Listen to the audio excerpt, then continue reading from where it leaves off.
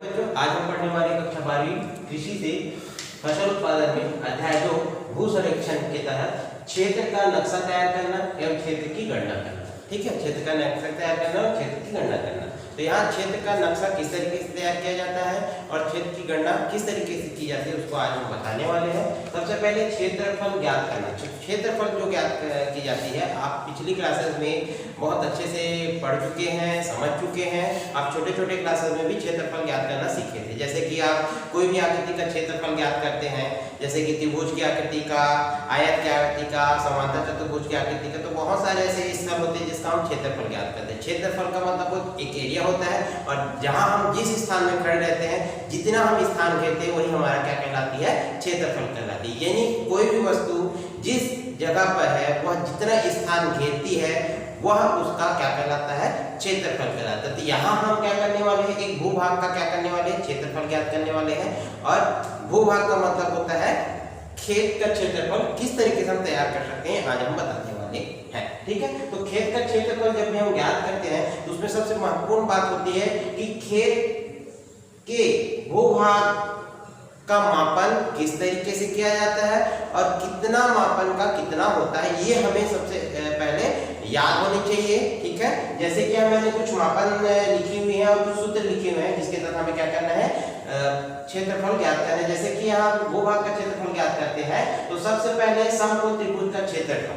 ठीक है, आपने पढ़ा होगा समकोण त्रिभुज का क्षेत्रफल आधार गुणित ऊंचाई बटा 2 या 1/2 आधार गुणित ऊंचाई हम बोल सकते हैं। ठीक है, दूसरा होता है चतुर्भुज का क्षेत्रफल। यहाँ चतुर्भुज का क्षेत्रफल हमने पिछले मतलब जो भी क्षेत्रफल के बारे में पढ़े हैं, अभी मैंने जो बताया आयत, समांतर, सम, तो वहां हम क्या करते थे, अलग अलग चतुर्भुज का अलग अलग क्षेत्रफल ज्ञात करते थे। लेकिन यहाँ चतुर्भुज का क्षेत्रफल का सूत्र हो जाता है, जो भी चतुर्भुज की आकृति दिखाई देती है उसमें हम आमने सामने की भुजाओं का योग करते हैं और गुना उसके आधार से उसका क्या कर देते हैं, गुना कर देते हैं और 2 से भाग दे देते हैं। तो उस भूभाग का हमें क्या प्राप्त हो जाता है, समान एक चतुर्भुज की आकृति के भूभाग का हमें क्षेत्रफल ज्ञात हो जाता है।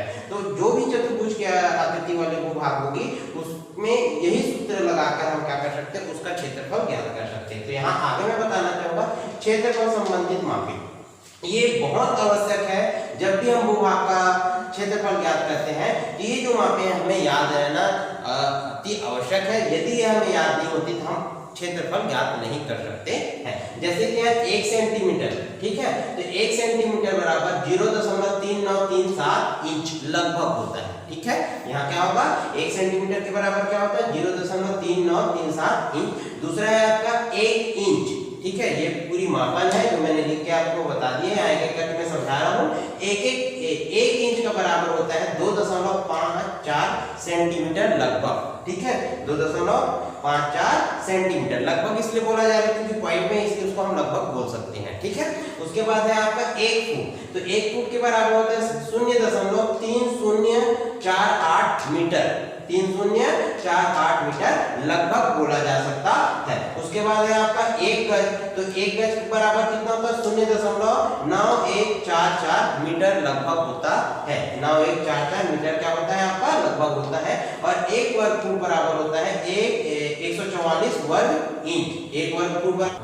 उसके बाद है आपका 1 वर्ग मीटर। 1 वर्ग मीटर बराबर क्या होता है, 1.1959 वर्ग गज लगभग होता है। उसके आप देख सकते हैं फिर 1 एकड़ बराबर होता है आपका 43560 वर्ग फीट। ठीक है, 1 एकड़ बराबर क्या होता है, 43560 वर्ग फीट। यहाँ एकड़ में 3 मापन है, बता देते हैं। यहाँ पहला आपको बता दिया 43560 वर्ग फीट। दूसरा है 1 एकड़ के बराबर होता है आपका 4840 वर्ग गज। गज में मापन होता है 1 एकड़ का तो 4840 हो जाता है।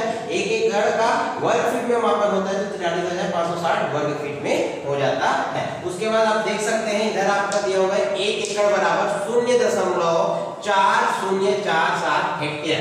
1 एकड़ का हेक्टेयर में हम मापन करते हैं तो यहाँ क्या होता है 0.4047 हेक्टेयर लगभग हो जाता है। उसके बाद है आपका 1 हेक्टेयर। 1 हेक्टेयर का जो मापन होता है वो 10,000 वर्ग सेंटीमीटर के बराबर होती है। 1 हेक्टेयर के जो मापन होता है कितने के बराबर होता है, 10,000 वर्ग सेंटीमीटर के बराबर होता है। उसी तरीके से 1 हेक्टेयर का जो मापन है उसको अगर हम एकड़ में लेते हैं तो वहां होता है 2.47 9 एकड़ लगभग। ठीक है, क्या हो जाता है, लगभग हो जाता है। उसी पर आपका होता है 1 वर्ग मील बराबर 640 एकड़। तो ये है आपका क्षेत्रफल संबंधित मापें, और इन्हीं मापों को अगर आप याद कर लेते हो तो आप आसान तरीके से कोई भी भूभाग का क्षेत्रफल ज्ञात कर सकते हो। तो आज का टॉपिक यही हमारा समाप्त होता है। धन्यवाद।